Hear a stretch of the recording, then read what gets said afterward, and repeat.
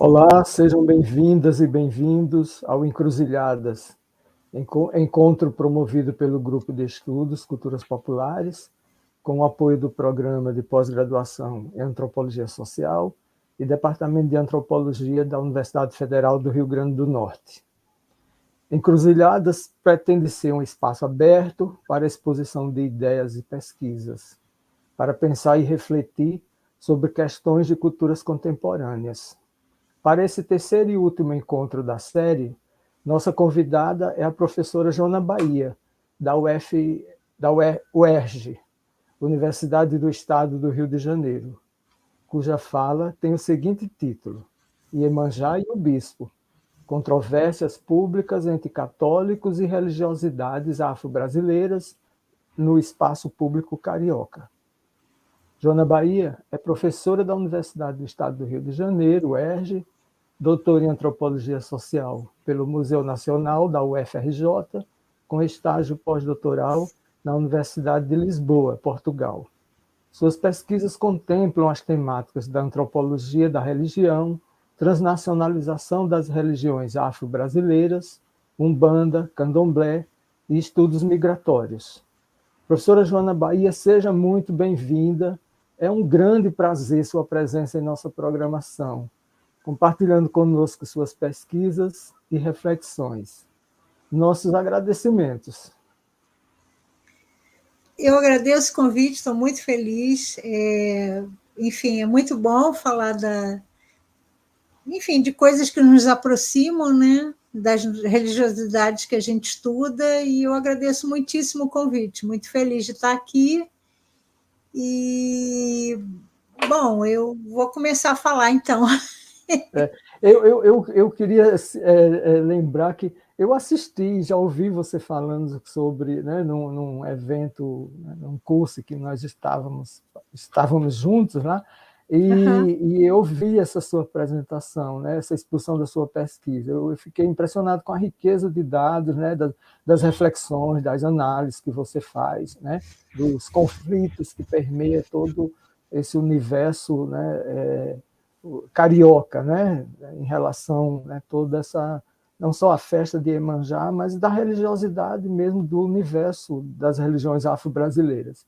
E achei que, né, que seria, né, eu digo, olha, quando tiver um momento oportuno, eu, né, vou fazer esse convite. Então, estou assim realmente muito feliz com a sua presença, Joana. Vou passar então realmente a palavra para você. Obrigadíssimo, viu?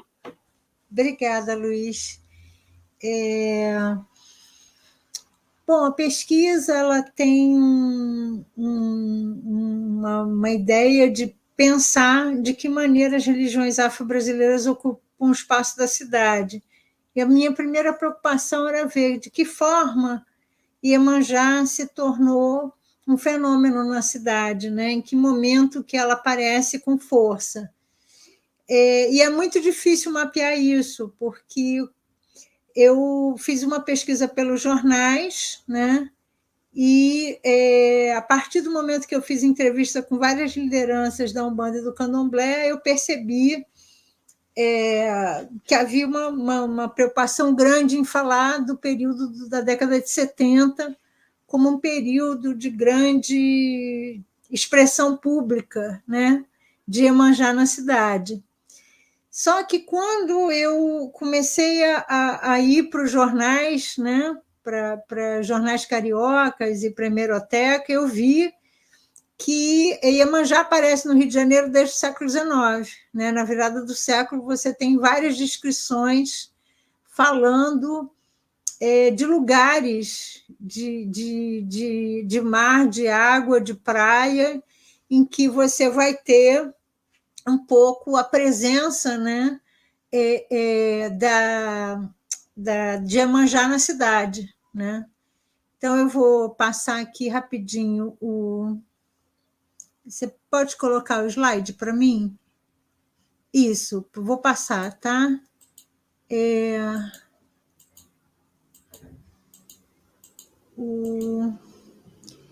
Bom, o Rio de Janeiro tem uma centralidade católica, a gente tem a Constituição do Cristo desde a década de 20, né? E essa centralidade católica ela é importante para depois eu falar da relação com os afro, mas a cidade ela sempre teve lugares onde as oferendas eram feitas, né? E lugares onde você tem as oferendas ao Oxum, os lugares do centro do Rio, onde você tem os feiticeiros, né? E os aterramentos sucessivos da cidade, aonde você vai ter os lugares onde você tinha água, né? Onde você tinha natureza para fazer as oferendas, né?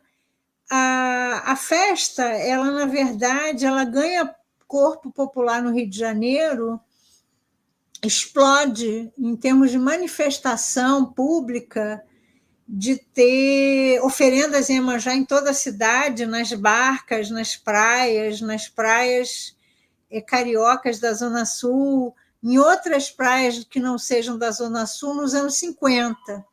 Só que isso é um crescendo dos 40 para os 50. Tá?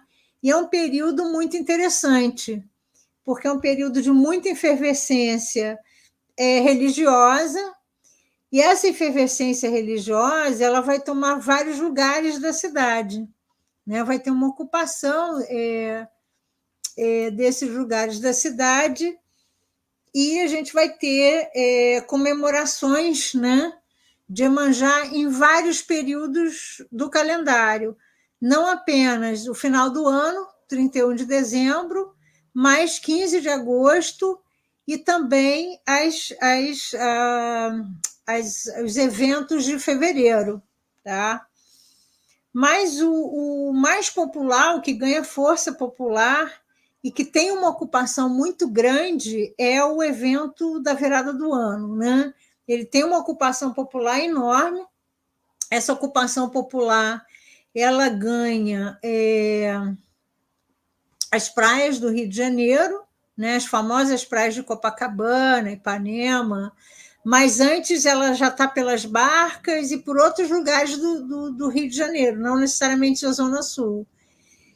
E o que é interessante, que paralelamente à ocupação pública, né? E eu estou falando de ocupação pública, não é só Umbanda, não. Você vai ter vários grupos com religiosidades afrodiversificadas que vão para a cidade. Tá? Tem uma importância dos umbandistas, tem uma importância de vários grupos umbandistas, não apenas uma Umbanda, mas várias Umbandas, e esses grupos vão ocupar esses espaços, né? O problema é que a década de 40 é uma década em que a Igreja Católica ela começa a se preocupar com o crescimento das religiões mediúnicas, né? A década de 40 ela marca o declínio católico, né? Você tem um campo de acirramento de forças, né? Os católicos eles começam a diminuir, você tem um crescimento de várias religiões mediúnicas, você vai ter um crescimento evangélico paulatino, também a partir dos 40, e essa ocupação pública ela vai incomodar muito, né, os católicos, tanto que nos anos 50, principalmente em 1953, os católicos fazem uma campanha de esclarecimento aos católicos, né? Por que campanha de esclarecimento aos católicos? Porque o catolicismo estava preocupado não apenas em frear o crescimento desses grupos, né? Mas muito mais coibir essa ocupação pública e esclarecimento aos católicos, porque havia uma preocupação enorme já na década de 40 com o trânsito religioso. Né? Nos jornais da época, o que vai acontecer deixa eu ver se eu chego aqui rapidinho né? Esse incômodo público com essa presença, né? Na vida carioca.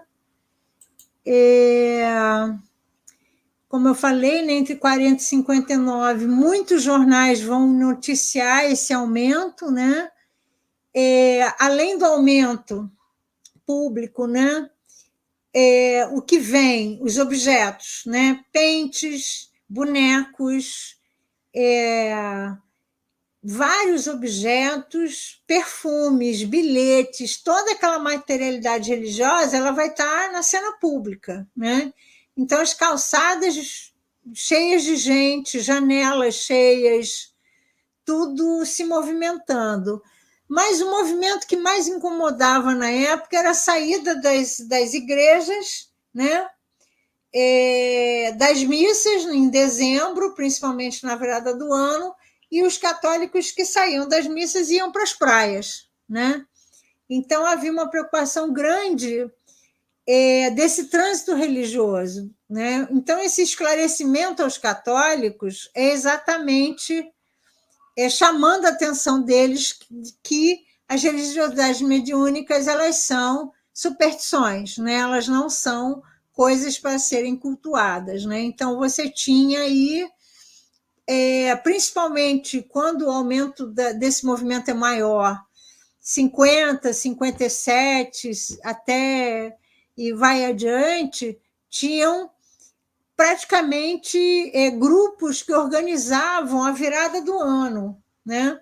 Entre desses grupos tinha o Tancredo da Silva Neves, que era um bandista, uma figura do culto Molocô, em que ele organizava essa virada do ano e dava publicidade, né? A vários grupos se reunirem na praia, né? Então, quando você tinha essas reuniões, você tinha toda essa materialidade exposta, consultas públicas e o transe, né?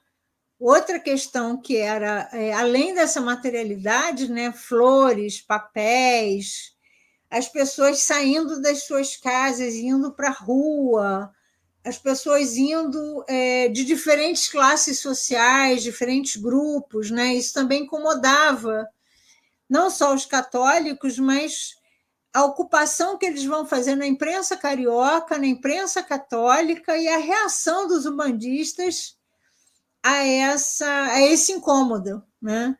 Dessa materialidade toda está exposta na cena pública. Tá? E como eles falam aqui, né?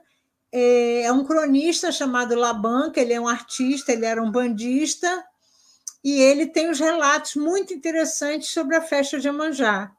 E ele fala, né? A praia era um mundo de gente, né? Era muita gente, né?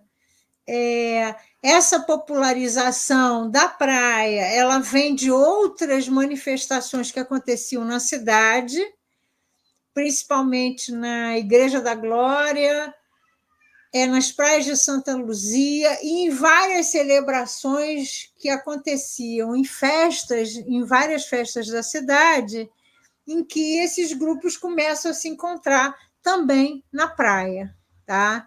Então, a praia não era só o lugar que se populariza as oferendas, mas esses encontros de devoções que vão acontecer em outros lugares da cidade, eles também vão se encontrar na praia, né? Então é interessante, né? Ele fala, né, desses encontros, do movimento das baianas que vão vender comida, doces em outros lugares da cidade, em festas católicas, né? Então essa materialidade ela não é só da devoção a Iemanjá, mas como é que a Iemanjá ela é produzida em vários lugares, né? E isso vai ter reações, né? Principalmente de um bispo chamado Dom Jaime de Barros Câmara, um bispo que esteve à frente, né, do arcebispado do Rio de Janeiro de 40 a 70. Ele era extremamente conservador, é uma figura interessante porque ele vai fazer frente aos umbandistas. Para fazer frente aos umbandistas, ele vai ocupar espaços dos jornais cariocas que não eram necessariamente religiosos, mas que que davam voz ao bispo para falar sobre essas religiosidades, tá? Então ele vai ficar incomodado com esse transe coletivo, né? E com essa popularidade. Tá? O Dom Jaime, ele é de 1894, ele toma a frente do arcebispado da cidade entre 43 e 71, e ele vai ser uma das pessoas responsáveis para tentar coibir essa manifestação dessas religiosidades.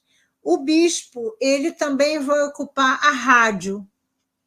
Em reação, os umbandistas vão escrever na Luta Democrática, no Jornal de Umbanda, chamando os jornais cariocas de papalinos, né? Ou servos do Papa. Né? E o bispo, ele interfere de todas as maneiras. Né? Ele tenta... ele vai escrever em 57, numa coluna chamada Voz do Pastor, mostrando que o culto é uma demonstração de atraso intelectual e moral. Então, ele vai usar toda aquela retórica racial, né? E vai pedir que as almas retas só fiquem na igreja, que elas não vão, que elas, por favor, não se dirijam à praia, tá? Para cultuar o contágio, entre aspas, né? Mas é uma linguagem da época, pelas superstições e fetiches. Né? Então, ele vai tentar coibir esse trânsito católico, né? E vai usar a rádio, jornal, enfim. E os umbandistas vão acusar os jornais de papalinos. Né? Ele tem uma coluna na Voz do Pastor no Jornal do Brasil, e ele chama atenção, né, que é melhor medidas preventivas do que as repressivas. Mas, se for necessário, a gente pode usar uma medida repressiva. Tá?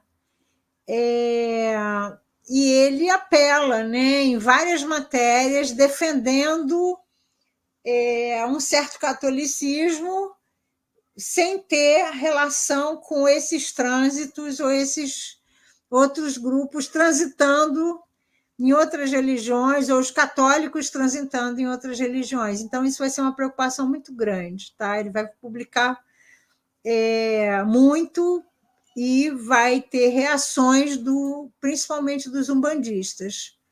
Tá?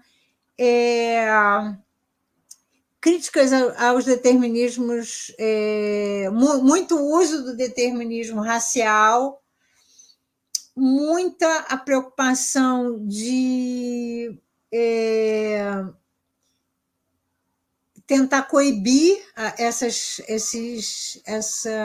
devoções, mas vai usar muitas acusações, vão ser coisas acusatórias muito graves, né? Principalmente acusar as crianças de beberem cachaça na praia, né? Embriaguez,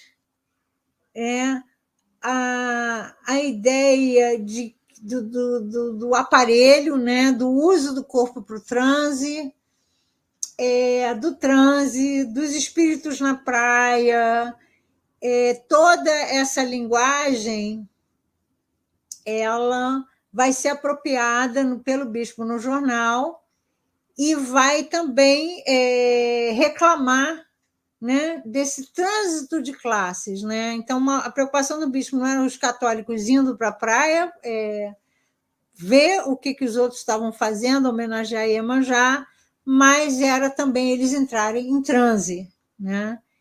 E também terem contato, né, com uma religião que ela ocupa o corpo. Né? Essa ideia do transe, a gente vai ter uma apropriação pentecostal que vai ser feita de outra maneira. Né? Mas os católicos tinham, na década de 40 e 50, também essa preocupação de como explicar e pensar o transe. Tá? E aí eu posso falar um pouco mais sobre isso. Mas o bispo, ele era complicado, né?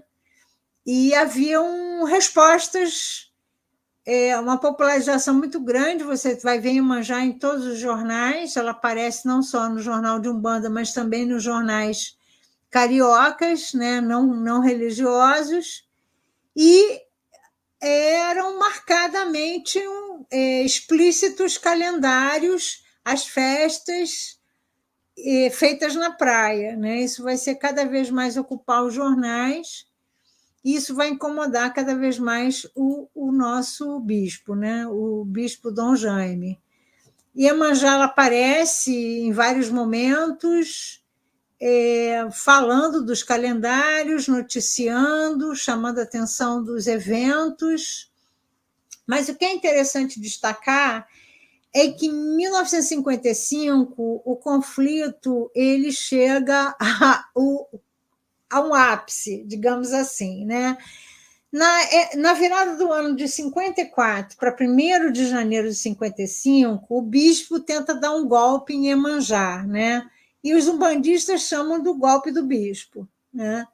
Dom Jaime, ele inventa, né, uma missa católica, só que ele quer fazer uma missa campal, né, numa região de esplanada ali do castelo, ali na região, né, entre o centro e a Glória, e ele quer realizar nesse aterro uma missa campal, né, em que, antes da realização da missa, você teria 300 barcos vindo de Niterói, chegando à esplanada, e na esplanada seria feita essa missa.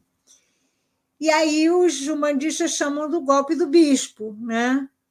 E o que é interessante, né, é que o golpe dá errado, né? A missa campal é afogada, porque chove no Rio de Janeiro, que é normal chover no Rio de Janeiro, né? Chover e afogar as pessoas, alagar, enfim. E eles alagam a área da missa, né? E traz muita chuva, a missa campal dá errado, o planejamento do bispo dá errado, e aí ele vira alvo de chacota dos ubandistas, né?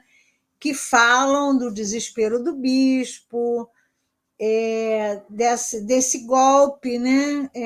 Que teve o contragolpe de Iemanjá, porque Iemanjá tem mais poder que o bispo, né? E que o Ano Novo ele acaba sendo preservado, porque a missa dá errado, mas na virada do ano, essa chuva ela não atinge o ritual, as pessoas continuam indo para a praia, né? Não interfere no cotidiano do que já era efervescência religiosa, né? E aí os ubandistas, olha, já é domínio popular, não é um golpe do bispo que vai atingir Iemanjá, né? Então eles respondem, né, ao bispo. Aliás, muitos umbandistas respondiam ao bispo. O bispo era uma figura absolutamente intolerante, e alguns umbandistas, e principalmente o grupo ligado ao culto Molocô, eles respondem nos livros, né? O Tancredo da Silva Pinto, ele anotou importante dentro do culto Molocô, ele tem uns 30 livros, e em vários livros que ele fala de Iemanjá, e fala do que ele pensa sobre o que é a Umbanda, o que é o catolicismo, quais são as diferenças rituais, ele chama atenção como que os umbandistas ocupavam outros espaços além das oferendas de Iemanjá, né? O Tancredo fala muito da ocupação da Igreja da Penha e de certos lugares para cultuar Oxum, né? Então, e eles respondem ao bispo. O bispo ele é chamado nos escritos, né?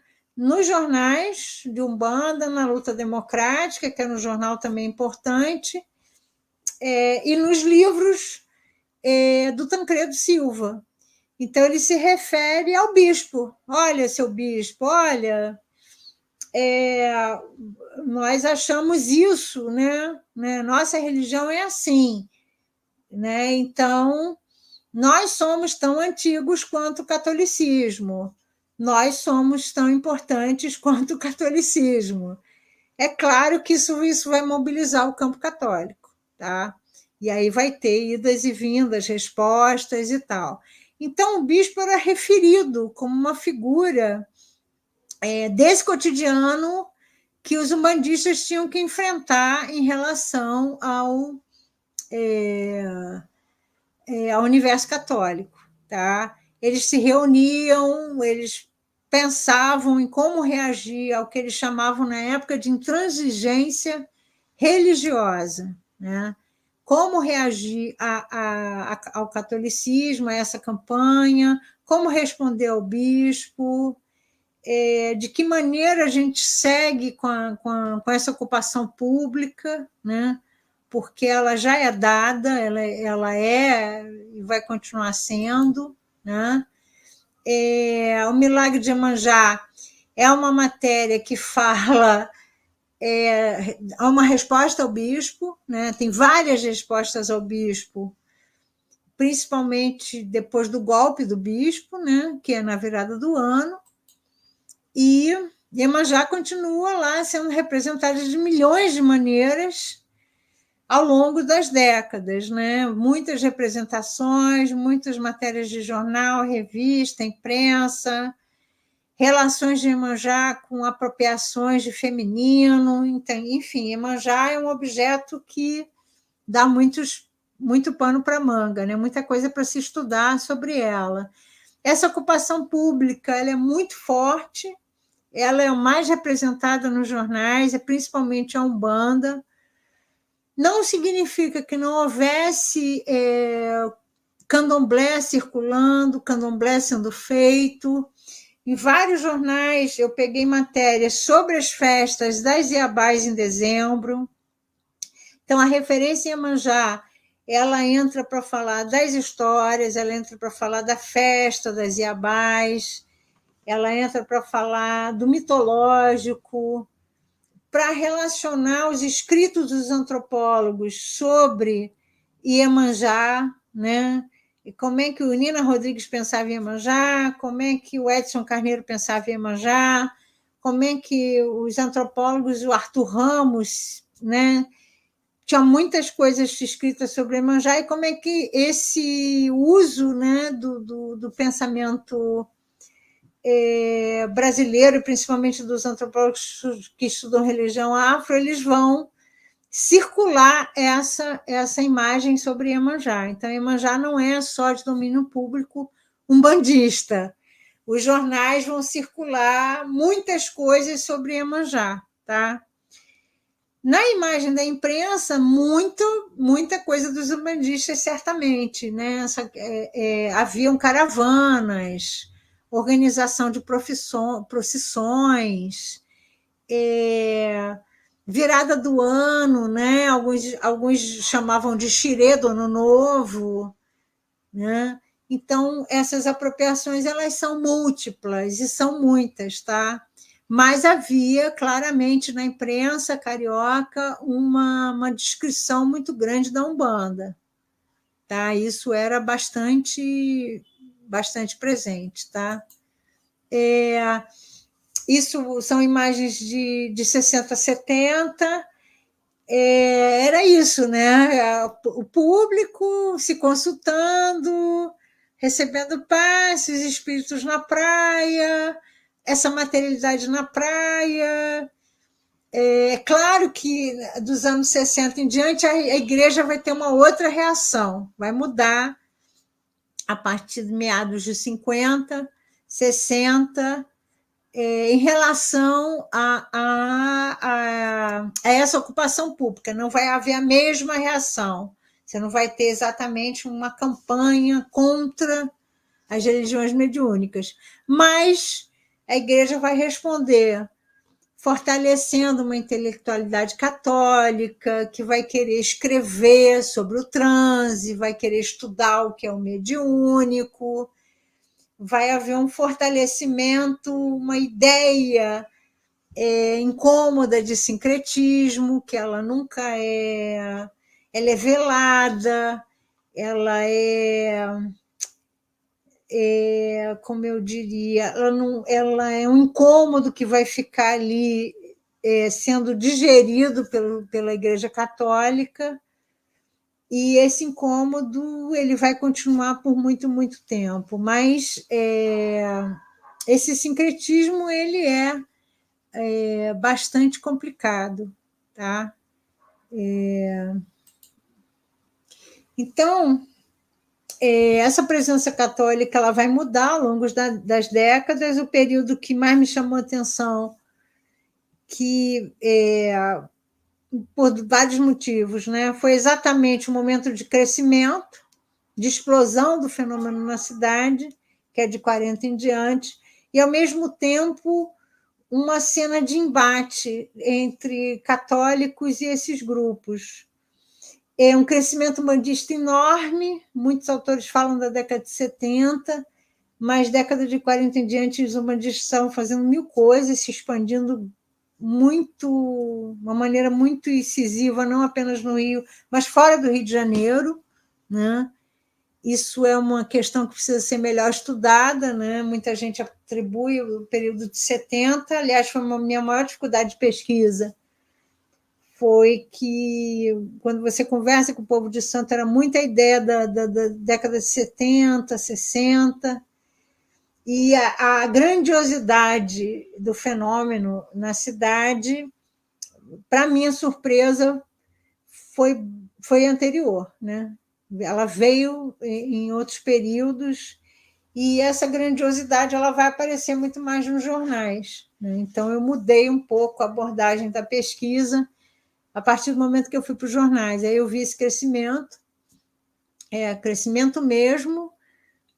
Por mais que os jornais tivessem formas negativas de trabalhar os umbandistas, os candomblecistas e etc., tinham notícias falando o que eles estavam fazendo, quais eram os terreiros da época, que período de festa existia, quem ia lá, né? Quais eram os líderes conhecidos, brigas entre líderes, isso acontece bastante no período de 50, né? A concorrência religiosa entre um bandista e candomblessista. Então, você vê um campo com muito movimento, muito movimento. E esse muito movimento, é claro que vai incomodar esse universo católico, né? Vai ser um universo de bastante incômodo, bastante tensão, né? Essas tensões elas continuam, como eu falei para vocês, elas não são muito simples. Há um embate grande, principalmente eu peguei muito dos arquivos dos umbandistas, tinha muita resposta pública, né? Vocês estão incomodados que a gente bate o tambor, mas vocês tocam o sino na hora que vocês querem, né? Será que o sino ele não incomoda? Só o meu tambor que incomoda? O seu sino não incomoda ninguém, ele é parte da cidade, mas por que o meu tambor não pode ser parte da cidade também? Ele tem, porque que para mim o silêncio é o que vem, né? E então havia muito questionamento, principalmente quando você tem o arrefecimento do controle policial na década de 70, ele vai ser substituído muito pela lei do silêncio. Se, por um lado, a polícia não começou a invadir menos e controlar menos os registros das atividades dos terreiros na cena pública, por outro lado, muita reclamação, não cumpre a lei de silêncio, eles fazem barulho e tal. Então, novamente, né, continua alguns embates, né? Tudo bem, a gente tem direito à religião, a gente tem direito ao espaço público, mas o nosso tambor incomoda, né? Então você vai ter outras formas de controle, né, que vão aparecendo ao longo dos anos, né? E também outras reações católicas na cena pública, né? A pesquisa ela tem uma continuidade ainda, né? Eu trabalho com o tema, eu vou... Próximo ano, agora, eu lanço um livro, que é Iemanjá e a Cidade, que é exatamente pensando, né, a religião na cidade, a religião ocupando a metrópole, né, ocupando o espaço, mas principalmente os embates dessa ocupação, né? O que vai surgir é uma preocupação em materialidade, né, no espaço público, e também os corpos, né? Iemanjá, ela vem com aquele corpo que é voluptuoso, né? E aí como é que fica essa visão que a gente tem de Iemanjá, né? Ao mesmo tempo é meio católica, mas você tem um corpo que é voluptuoso, então tem muitas questões que o objeto me abriu para pesquisa, mas que eu mesma não consigo dar tanto conta desse objeto, né? Acho que Iemanjá é maior do que eu. Então, as questões de corporalidade, elas aparecem na década de 40 pelo transe, né? Mas Iemanjá, ele incomoda, ela traz à cena pública outras questões dessa corporalidade que também seriam importantes a gente considerar, né? Ou eu considerar mais adiante. Então, são esses aspectos que eu queria chamar atenção no meu trabalho, né? Ressaltar esses embates, questões que ampliaram com a pesquisa, né? Principalmente esse corpo, né? Essa corporalidade que vem de Iemanjá, não só pelo transe, mas pelas formas que ela assume, né? Não sei se eu consigo passar aqui muito rápido. Acho que aqui. Não, acho que agora eu não consigo passar, mas tudo bem. Essa corporalidade, ela vem de várias formas, né? A Iemanjá, ela aparece em vários jornais, mas ela tem uma coisa diferenciada, ela é voluptuosa, ela não é uma imagem muito simples, né? Mas o que chama atenção é, né, esse corpo, né, esse feminino, como é que isso vai aparecer, né? Essa presença que também é corpórea, né? Que traz coisas aí para a gente pensar. Então, é isso.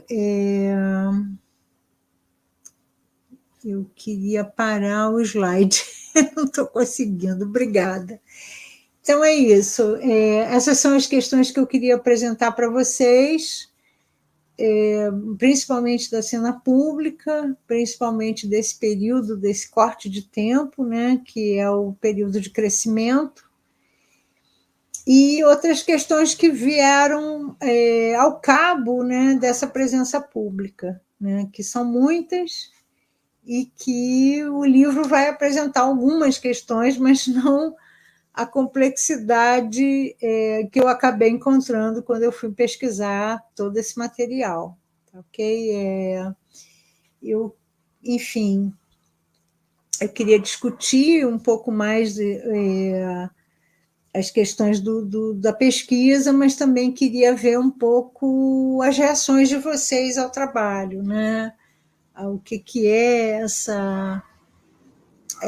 como é que é difícil estudar festa, como é que a festa muda, os atores mudam, festa é uma coisa, oferenda às vezes é maior do que o espaço da festa, né? Então a gente tem muitas coisas públicas aí no fenômeno religioso que complica um pouco essa cena, né? Eu gostaria de agradecer ao convite e estou aberta às questões. Joana, primeiro, os parabéns, né? Mais uma vez, assim, uma fala maravilhosa, super esclarecedora. E sabe, tem, acho que um detalhe, o cuidado da pesquisa, né? Essa pesquisa feita com com muitas fontes, a partir de muitas fontes e com muito detalhes, né? E você, inclusive, no final da fala, você lembra, né? Você nos lembra sobre a riqueza desse campo temático, né?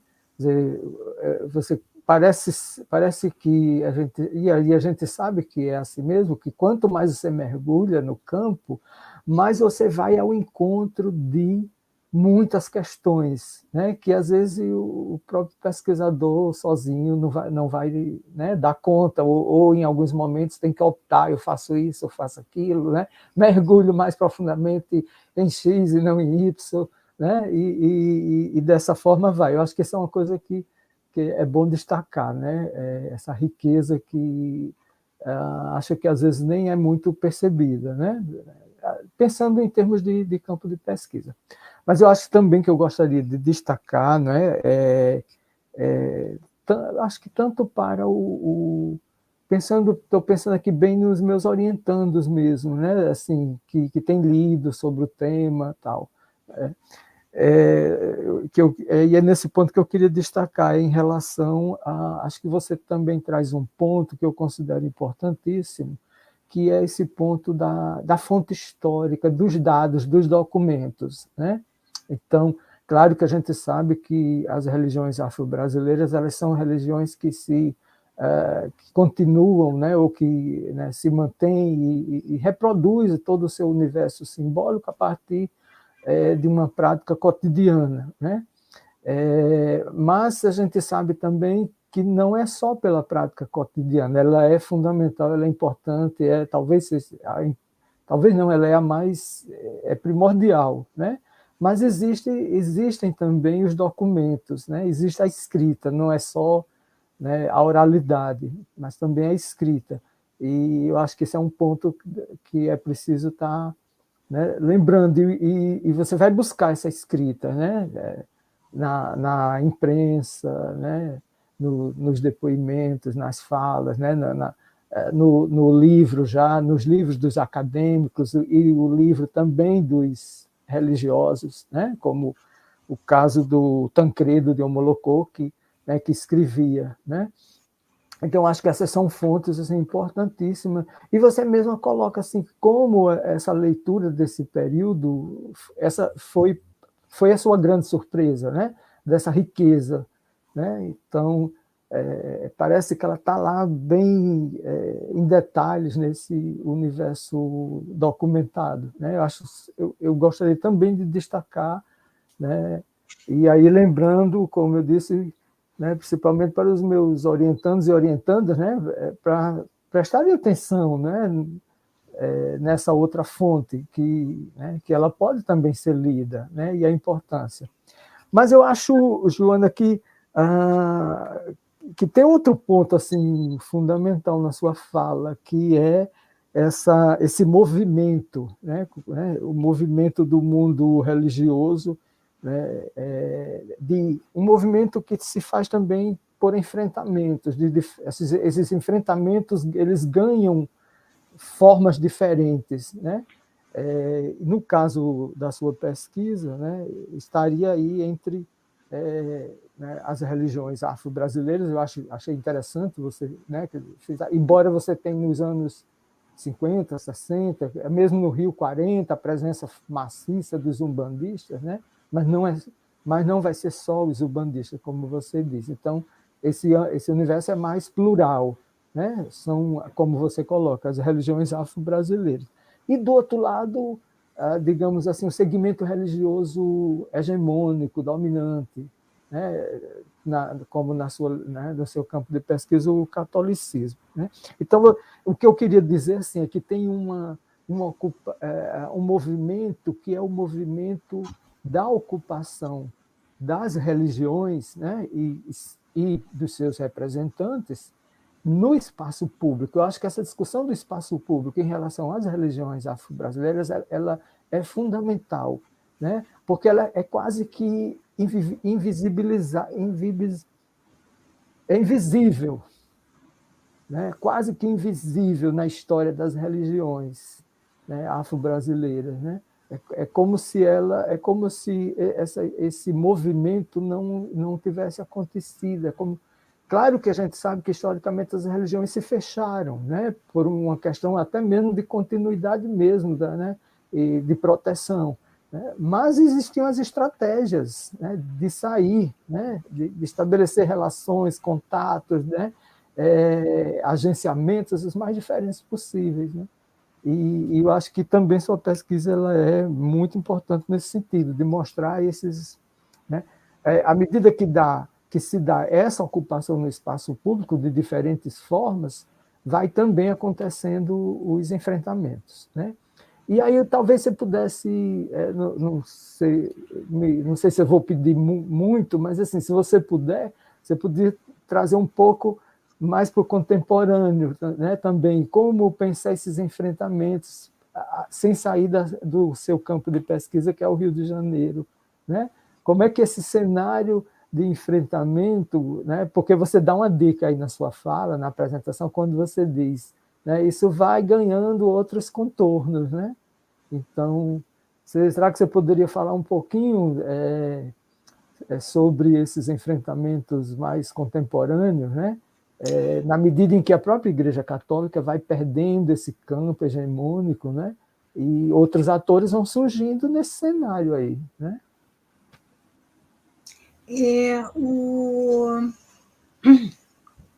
Os católicos têm uma preocupação grande, né, a partir dos anos 50, em ter os seus intelectuais falando dessas religiões, descrevendo cientificamente, né, comparando o transe com outras ciências, né, como se eles fossem os intelectuais feitos para analisar a própria ideia de transe. Né? Isso é uma forma de produzir conhecimento que também é questionável, né? Essa relação entre ciência e religião que eles vão construir. Né? Entra em cena o universo evangélico, né? O crescimento pentecostal e neopentecostal. Uma das coisas que me chamou mais a atenção, que eu fui na Confederação Bandista do Rio, onde foi a confederação fundada pelo Tancredo Silva, e ele tinha um processo contra o Edir Macedo. Uhum. Né? E aí eu falei, bom, a gente tem muita briga que a gente não está sabendo. Né? E aí, nessa briga, o Edir Macedo, antes do Edir Macedo, você já tem uma história com a Igreja Nova Vida, com prédicas, livros que começam a ser publicados, descrevendo mães de santo, né, de uma maneira complicada.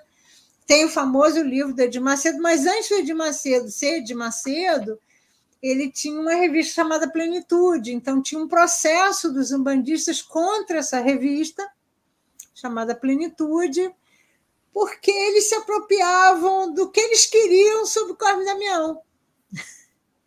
Além de Iemanjá, eles queriam bater em Cosme Damião, que as crianças estavam sendo endemonizadas pelo Cosme Damião, e aí você tem Cosme Damião, São Jorge, né, que já era uma devoção popular, e Iemanjá continua na linha da devoção.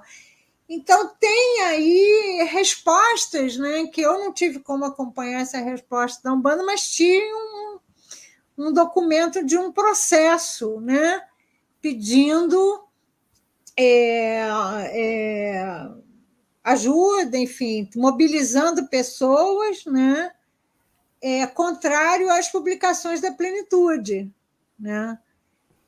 E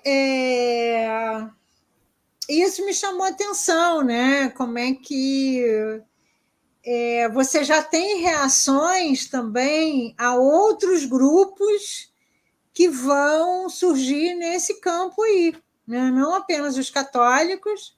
Os católicos eles mudam de estratégia depois do Concílio Vaticano, então você não tem...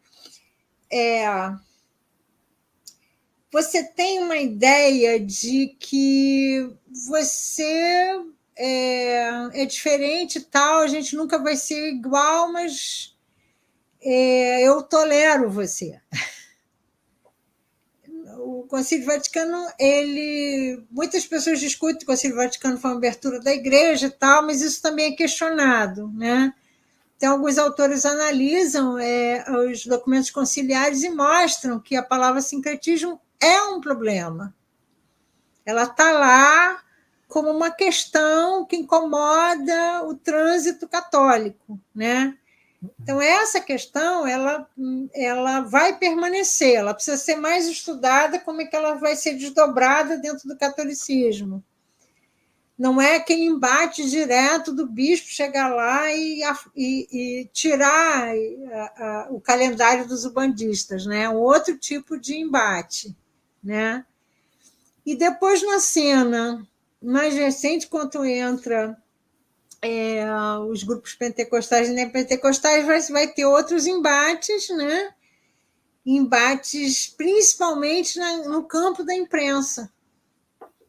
A imprensa que eles constroem, né? E isso vai ser muito forte, precisa também ser estudado. Porque antes da mídia televisiva, ativismo digital, você tem mídia impressa, você tem jornal, livro, e esse embate ele está ali, ele vai se perpetuar de outras formas, mas vai acontecer, né? Então você vai ter aí algumas respostas, né? No campo católico tem essa divulgação negativa em alguns setores conservadores quando você tem festas em que os católicos tenham mais trânsito, né? São Jorge, Corme Damião, tal. Você tem isso, é mais sutil, né? Mas tem. E tem grupos que não gostam da Semana da Consciência Negra, né? Então, algumas celebrações no universo católico mais ecumênicas, você já vai ter um recrudescimento desse campo conservador dentro do catolicismo também, em relação a esse católico mais ecumênico, né? Entre 2019 e 2020, a igreja da minha rua foi invadida. Nunca vi polícia na igreja na porta de casa. Foi a primeira vez na minha vida. E era isso. Grupos católicos conservadores na Semana da Consciência Negra contra a missa afro. Então, a gente vai ter que voltar a estudar como é que vai ser isso, né, daqui por diante. Isso aconteceu tem pouquíssimo tempo. Em relação à festa na cidade, né, em Iemanjá, no Rio de Janeiro, corte de verbas, interferência das prefeituras pentecostais, né, e grupos aliados ao aparato do Estado que vão coibir verbas ou interferir na patrimonialização de coisas da cultura afro, e são outras interferências, mas são interferências muito graves, né? Que vão coibir ações nesse sentido. Então, a festa ela perde um pouco de força nos últimos anos. A gente teve um prefeito chamado Crivella, não sei se vocês conhecem a realidade do Rio de Janeiro. A realidade do Rio de Janeiro é extremamente intolerante. Nós temos milícias, nós temos grupos pentecostais muito consolidados em vários espaços da cidade, isso interfere na vida dessas religiões,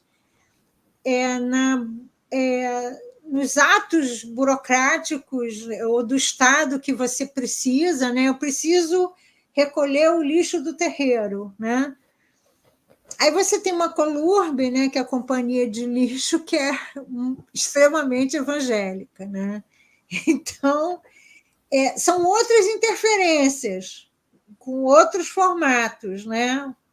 Mas você tem isso muito ligado à vida política carioca e ao aparato estatal, né? A reclamação. Eu vou organizar a festa, mas quando eu vou no Corpo de Bombeiros para avisar que eu preciso desse espaço público, que eu tenho que avisar o corpo de bombeiros, aí o corpo de bombeiros me olha de lado, aí você tem aquela coisa velada, né? Só que é um velado que é complicado, porque tem o uso desse aparato estatal. Então, o documento que você precisa, ele vai cair em exigência. Então, são outras formas de construção, né, desses embates aí. Então, é complicado, muito complicado, tanto do campo católico quanto do campo pentecostal mais conservador, né? A gente vai ter isso. Só para te dar um exemplo, não sei se deu para falar um pouco do recente, né? Mas a gente teve vários problemas na cidade, né? A gente está aqui olhando como é que vai ser agora com uma outra prefeitura. Aí o governo já é uma outra configuração, e aí muda completamente, né? É complicado. É muito, muito complicado mesmo, Joana. São muitas questões, né? A gente percebe que, né, à medida que começa a conversar, você vai, né, os problemas vão, né, as questões vão se problematizando cada vez mais, né?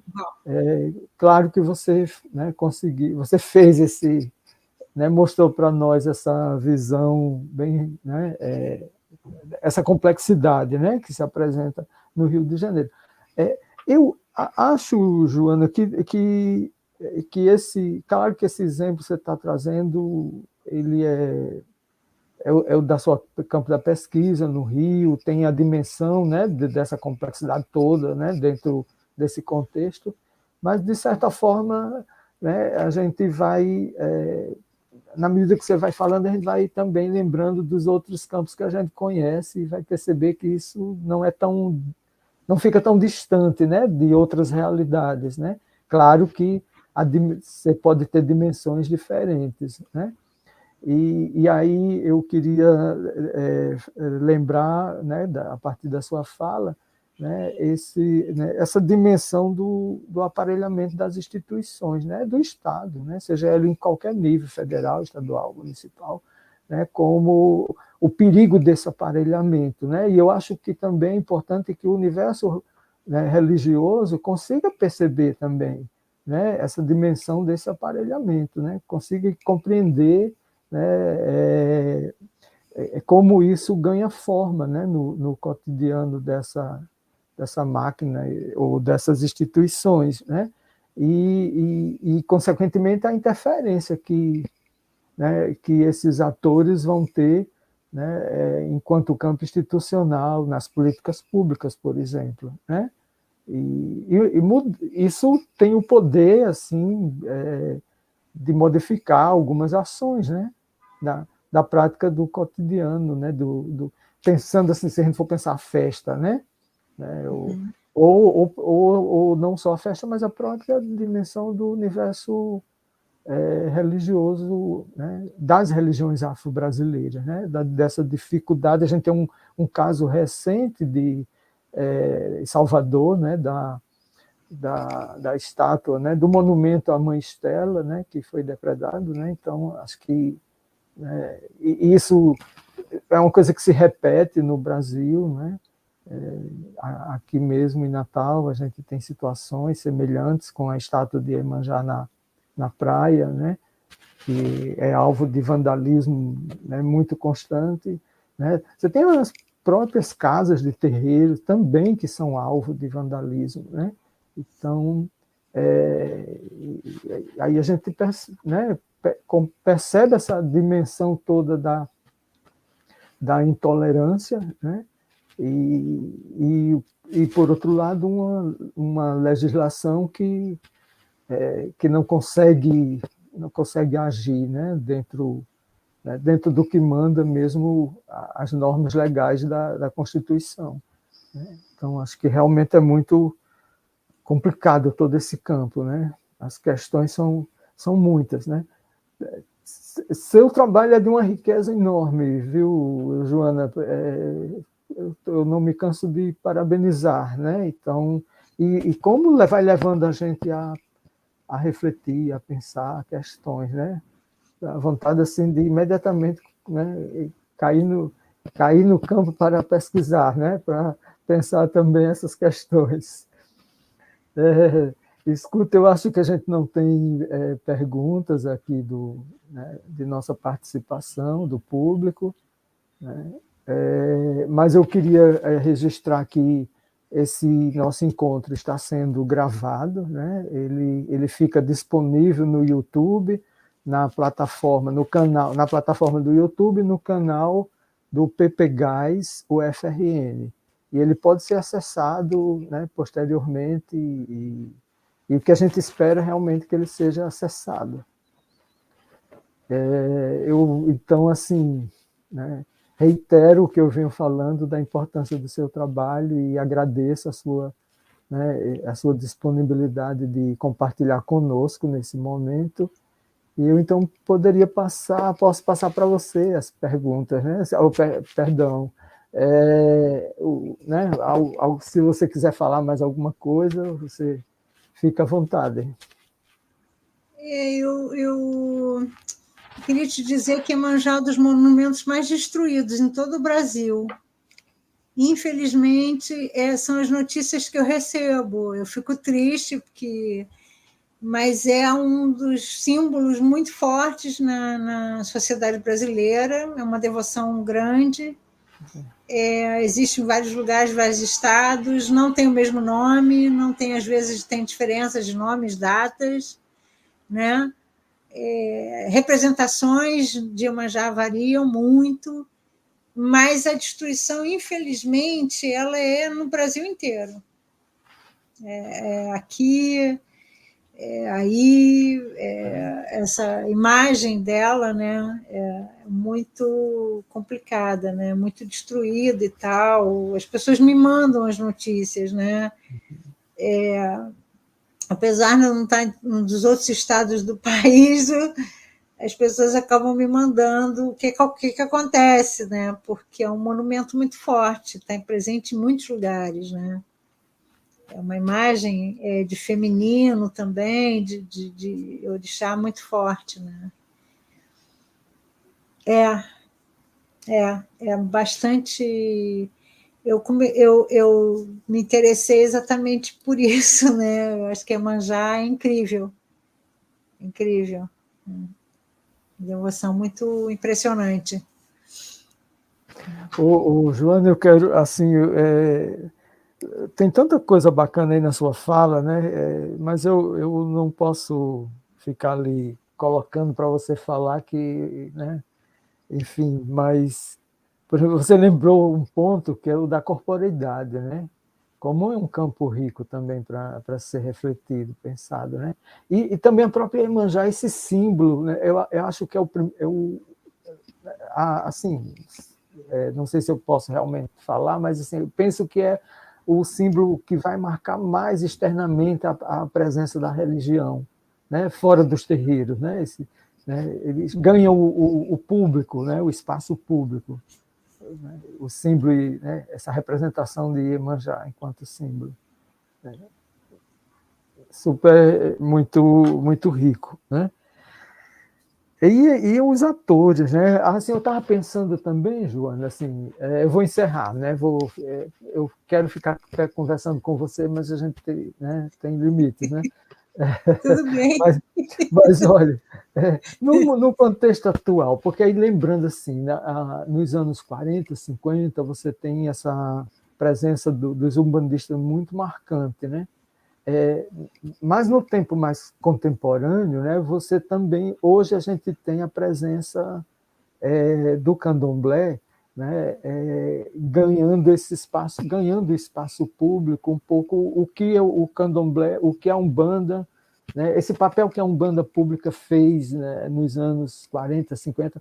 No caso aqui de Natal, do Rio Grande do Norte, é muito forte a presença umbandista nos anos 60, né, com a criação da Federação de Umbanda, e a partir daí, né, você tem todo um processo que vai mobilizando e incentivando a nomeação das casas, né? As casas levando a marca da Umbanda no seu próprio nome, né? E na prática. Então, isso nos anos 60 é muito rico nesse sentido. E, mais recentemente, a gente tem esse papel do candomblé, né? No diálogo com a representação né, simbólica da Iemanjá, né, a presença nas festas, no espaço público, né, do próprio movimento negro também, né, vai também fazendo essas interligações, né? Então, acho que essas relações, eu acho que nós temos aí atores, diversos atores, né, na cena pública e atores muito importantes, marcantes, né, na construção desse processo, né? Estou só querendo destacar pontos da sua fala, viu? Não sei se... Fica à vontade, Joana. Quando eu estava fazendo a pesquisa, eu peguei um texto pequenininho da Lélia Gonzalez, falando sobre Oxum, Oraiê-Ô, né? E aí eu acabei fazendo algumas relações, né, dessa coisa do feminino, do movimento negro, mas movimento negro que tinha uma participação feminina, pensando esse feminino de luta, né? E eu escrevi um pedacinho disso, ele vai estar no livro, mas assim eu fico com pena porque tem tanta coisa que eu não dei conta, né? Assim, mas o que isso era uma das questões, né, que apareceu, vários atores sociais no livro, e eu não consegui dar conta. Mas tem algumas coisas que eu faço referência, a Lélia Gonzalez tem uma reflexão pequena sobre isso, mas eu achei muito interessante, né, porque é uma forma de você pensar esse coletivo, né? Ela usa essa imagem da Oxum, muita relação, a Iemanjá tem uma coisa engraçada, ela chama todo mundo, né? Então, nos festejos, né, nas coisas de rua que eu pesquisei, festa de Iemanjá na cidade, apareceu muita encantaria, que eu nem sabia dessa presença da encantaria no Rio de Janeiro, é uma coisa que eu fiquei com vontade de investigar, mas tem, muitos outros orixás relacionados, né? Muitas outras coisas que você tem, agência espiritual, que acaba entrando no espaço mesmo, não só pelo transe, mas pela demarcação de lugares, né?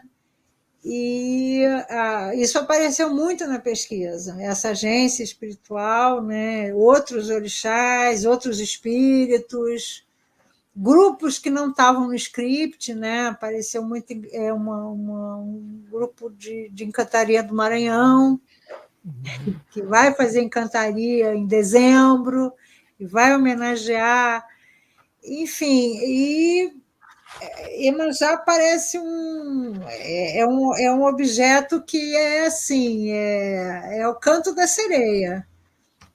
Você entra e aparece 10 coisas diferentes, né, na pesquisa. O meu desespero é isso, né? E tem muitos atores que apareceram ao longo dos anos, né? O Movimento Negro foi um, Abdias do Nascimento foi um.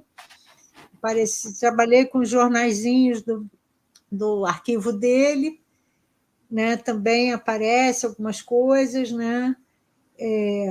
Mas uma das coisas que eu queria, acho que me aposentar fazendo isso, mas não tenho tempo, eram os itãs, eram as histórias de terreiro, as coisas que não estão registradas dos textos de mitologia, né?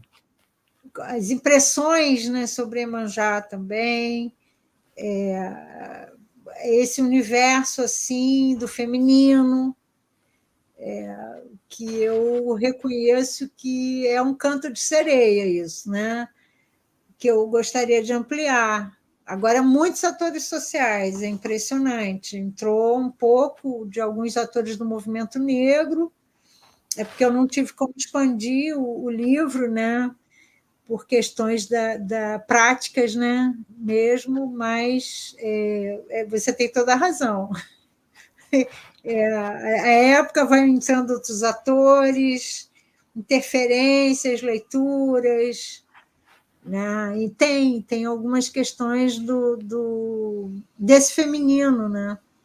E isso eu captei com a Lélia Gonzalez.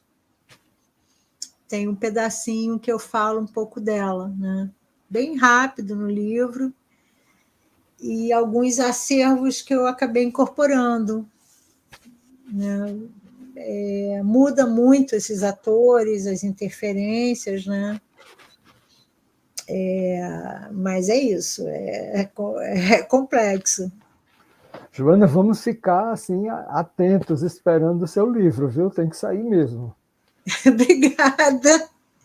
Olha, deixa eu me permita só mais uma observação que acaba se transformando em pergunta, né? Olha, mas esse Canto da Sereia que que você referiu há pouco tempo acaba nos encantando, viu? Acho que esse isso é o que nos alimenta enquanto pesquisadores, né? Pesquisadores e pesquisadoras, né? Mas olha, eu sei que você é uma pessoa que tem pesquisado bastante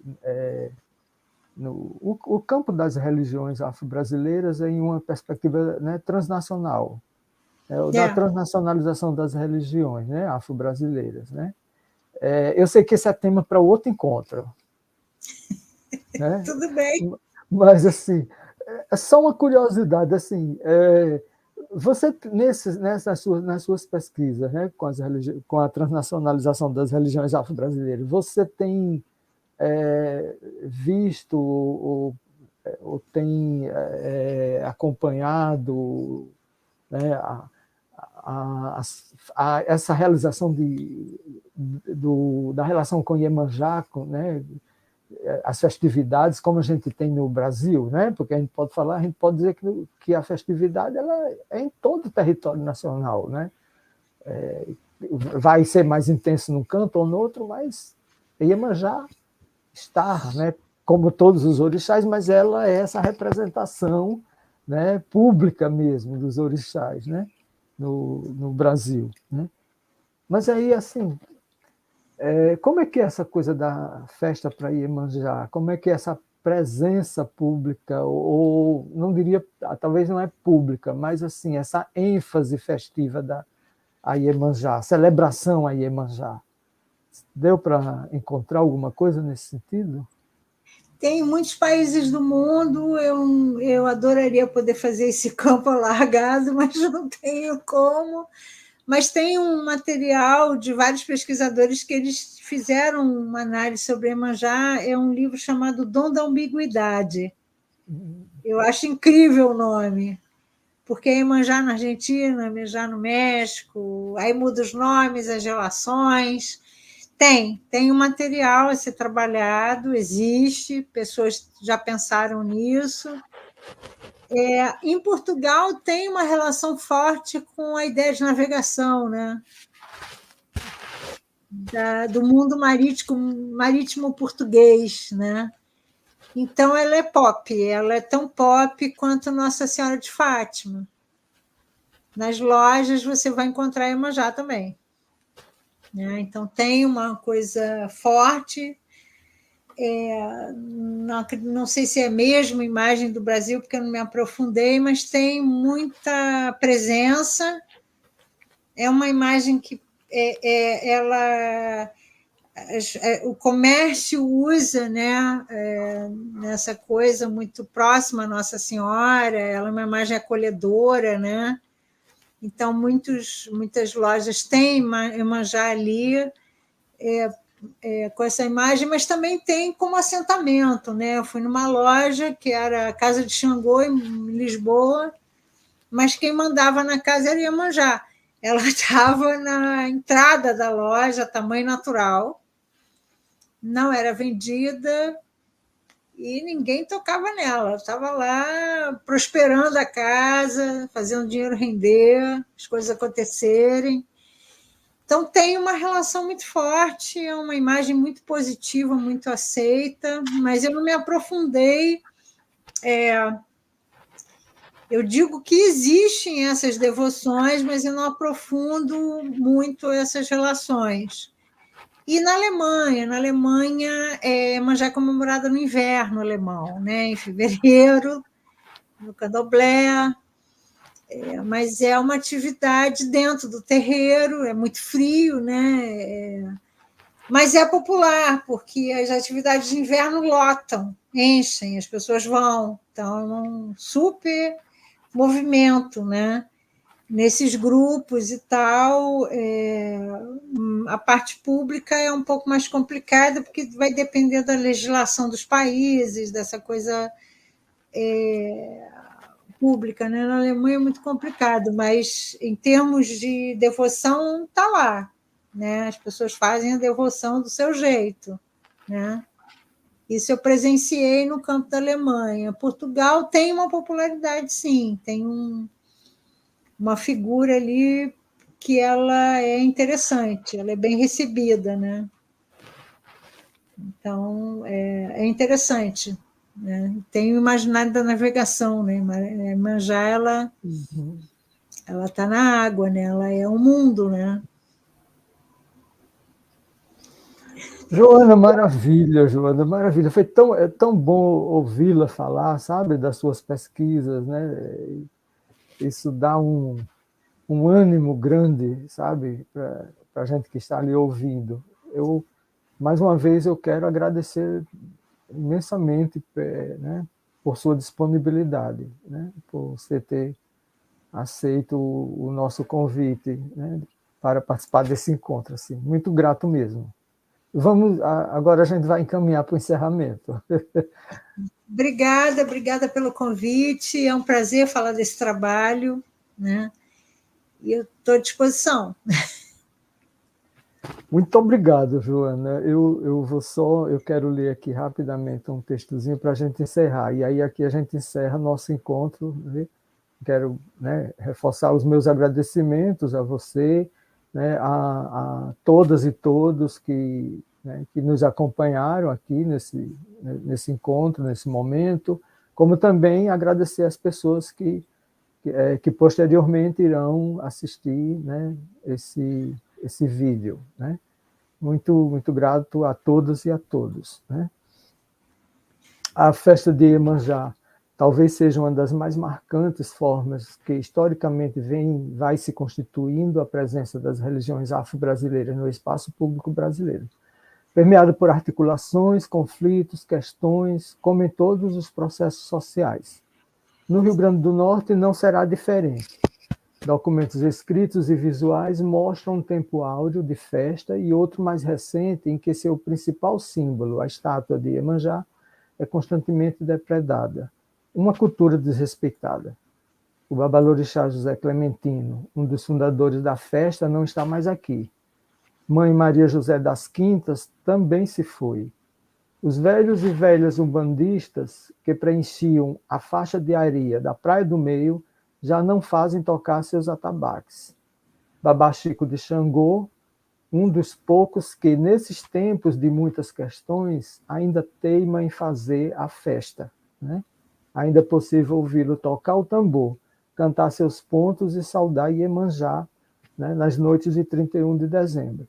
Né? Essas questões que a gente tratou aqui no nosso encontro, né, a partir da presença da professora Joana Bahia, né, apresentando sua pesquisa, né, suas pesquisas, né, no campo religioso afro-brasileiro no Rio de Janeiro, né, são questões que se multiplicam, né, que se ampliam cada vez mais com novas perspectivas, novos atores, né, novos sujeitos vão participando desse processo. Né.